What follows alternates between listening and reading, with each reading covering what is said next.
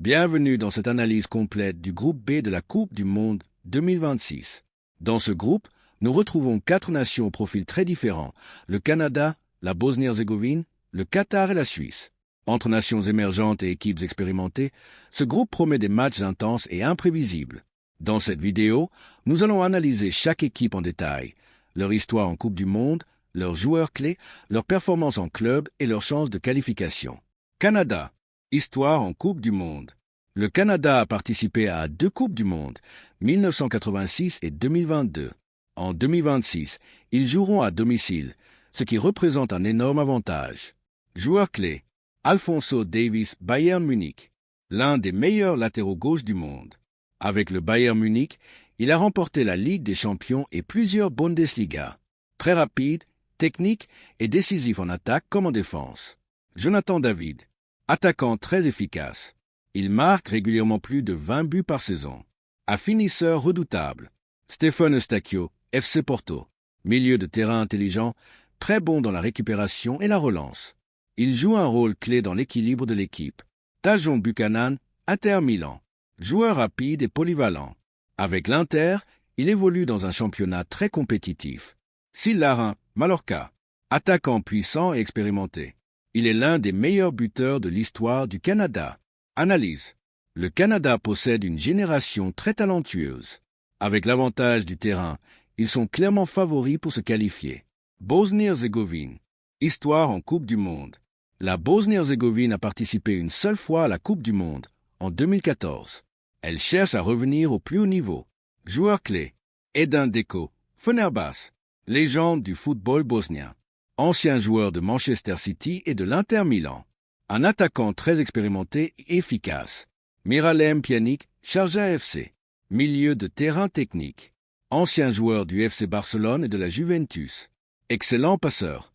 Ralf Krunic, AC Milan. Milieu travailleur, solide défensivement. Important dans l'équilibre de l'équipe. Hermedin Demirovic, Stuttgart. Attaquant moderne, rapide et technique. Très performant en Bundesliga. Amar Dedik, RB Salzbourg. Jeune défenseur très prometteur. Rapide et solide défensivement. Analyse. La Bosnie a de l'expérience mais manque parfois de régularité. Elle peut créer la surprise si elle joue à son meilleur niveau. Qatar. Histoire en Coupe du Monde. Le Qatar a participé à une Coupe du Monde 2022 en tant que pays hôte. Joueurs clés. Akram Afif, Al Sadd. Le joueur le plus talentueux du Qatar. Très technique et créatif. Il fait souvent la différence. Almoe Ali Al-Duhaï, meilleur buteur de l'histoire du Qatar. Très efficace devant le but. Hassan Aledo Al Sadd, capitaine expérimenté. Leader de l'équipe. Abdullah Al-Ahak Al-Duhaï, milieu de terrain technique.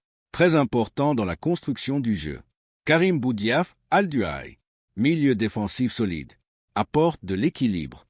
Analyse. Le Qatar est une équipe technique mais manque d'expérience face aux grandes nations. Ils devront se surpasser pour espérer se qualifier. Suisse. Histoire en Coupe du Monde. La Suisse a participé à plus de 12 Coupes du Monde. Elle atteint souvent les 8e de finale. Joueurs clés.